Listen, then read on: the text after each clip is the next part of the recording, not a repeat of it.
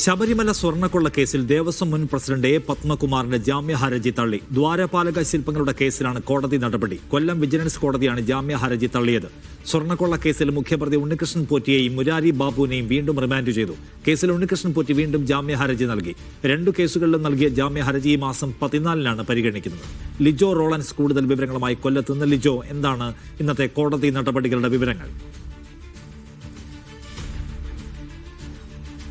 നിഷാദെ, ശബരിമല സ്വർണ്ണക്കൊള്ളയുമായി ബന്ധപ്പെട്ട ദ്വാരപാലക ശില്പങ്ങളുടെ കേസിലുള്ള ജാമ്യ ഹർജിയാണ് ഇപ്പോൾ തള്ളിയിരിക്കുന്നത്. അതിൽ പ്രധാനമെന്ന് പറഞ്ഞ ഈ 2 കേസുകൾ, ദ്വാരപാലക ശില്പങ്ങളുടെ കേസിലും കട്ടുകളപ്പാളികളുടെ കേസിലും എന്തായാലും ഇപ്പോൾ എ പത്മകുമാറിന്റെ ജാമ്യ ഹർജി തള്ളുകയും ചെയ്തിട്ടുണ്ട്. ഇനി മേൽക്കോടതിയെ സമീപിക്കുക എന്നുള്ളതാണ് മുന്നിലുള്ള മറ്റൊരു വഴിയെന്ന് പറയുന്നത്.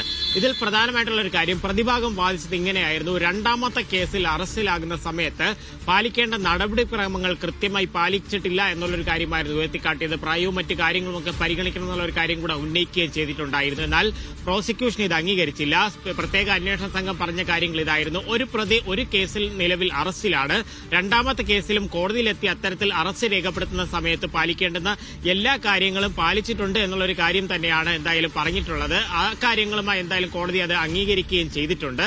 അതുകൊണ്ട് തന്നെയാണ് ഈ ജാമ്യം തള്ളുകയും ചെയ്തിരിക്കുന്നത്. എന്തായാലും ഇനി മേൽക്കോടതിയെ സമീപിക്കുക എന്നുള്ളതാണ് മുന്നിലുള്ള മറ്റൊരു വഴി. പ്രധാനപ്പെട്ട മറ്റൊരു കാര്യമെന്ന് പറയുന്നത് ഇതാണ്: അതായത് ഈ കേസിലെ പ്രധാന പ്രതിയായിട്ടുള്ള ഉണ്ണികൃഷ്ണൻ പോറ്റിയുടെയും മുരാരി ബാബുവിന്റെയും റിമാൻഡ് കാലാവധി നീട്ടുകയും ചെയ്തിട്ടുണ്ട്. 14 ദിവസത്തേക്കൂടെയാണ് റിമാൻഡ് ചെയ്തിരിക്കുന്നത്.